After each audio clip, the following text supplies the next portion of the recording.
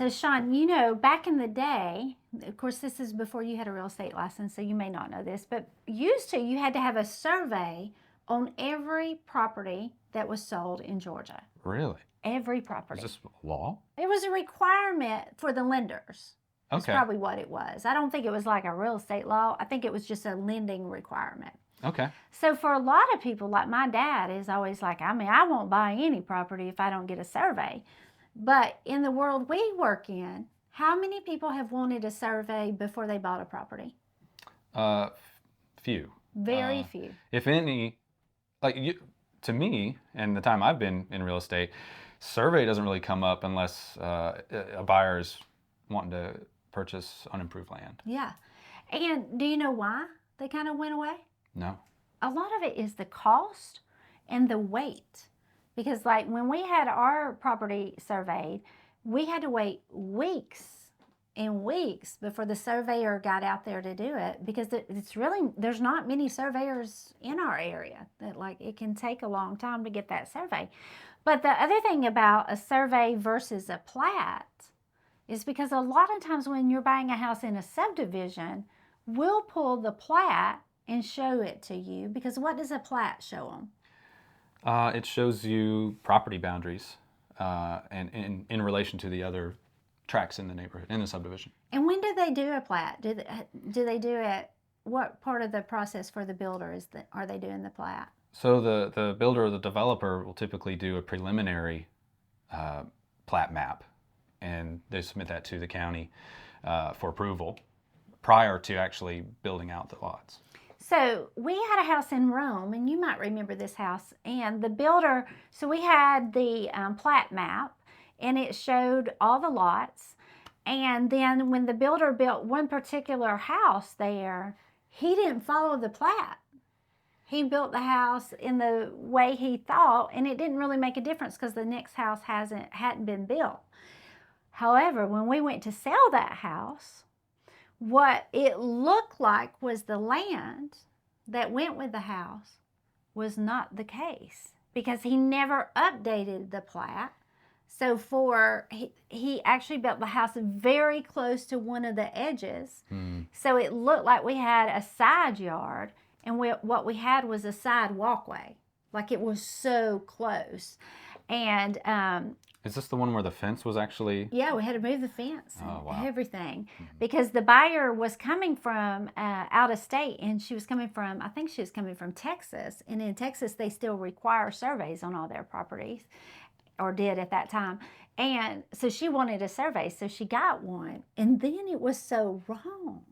I was so shocked. I do remember this one. Yeah, so surveys really can be important, and I think sometimes we discount that. So a plat typically is just the boundaries of the land, and because they're doing that while they're starting to develop the land, there's no houses or anything on it. Right. So whenever the houses start being built, then they do a survey. Because what does a survey show? Survey is going to show more specifics. They're going to show where the house lies on the property. They're going to give measurements for the boundaries. It'll even show if there's any encroachments or any easements or any setback requirements. It may show that as well. Yeah. So when he's talking about encroachments, what would be an encroachment? So, for instance, where that fence was on the other people's yard. Built into the other people's yard. And our choice was move the fence, get the other people to give us basically an easement saying the fence could be there forever, or they could sell us that strip of land, one of those three things, or take the fence down, which is kind of moving it. Now, I'm going to show you a picture of a plat and a picture of a survey. Can you think of another case where a survey is going to be really important if you're thinking about buying land and your goal is to build on it? Because remember what he said, a survey shows you easements. Because if there's an easement running through a piece of property that you want to build on, can you build over that easement? Typically not. Yeah, No. typically not.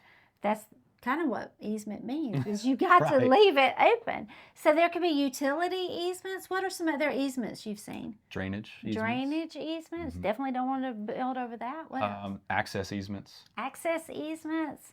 And those don't usually show up on just a straight up plat. Right, correct. Yeah. So, so there's two sides of it. Like this house that we sold that we had all the problems with, the house was probably 20 years old. It wasn't new.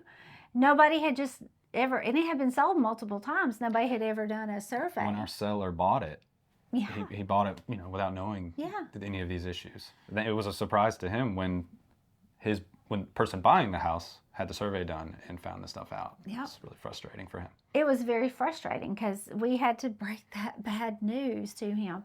So, are we saying everybody should get a survey? I don't think so. Probably not. Like when I bought my house, we didn't get a survey ahead of time. We actually had it surveyed after closing just to see if there was anything that we weren't aware of, because we didn't want to hold up closing. Did you get a survey on your house? No. No, because you kind of see where the house is next door. Mm-hmm. You know where the road is. Right. You got a fence behind you. And mine was new construction. So the plat was pretty new, and they still had some markers up in the yard. Yeah, so I felt comfortable with that. Yeah, so it's kind of two levels of risk. I think sometimes, like for my dad, he says, I'm not buying anything if I don't have a survey. But I don't know the best way to say this. He's kind of got the money to pay for it. And if I was buying a house in a subdivision and I could see all four corners and it's all developed all around me, I probably wouldn't. Right. Yeah. So, interesting.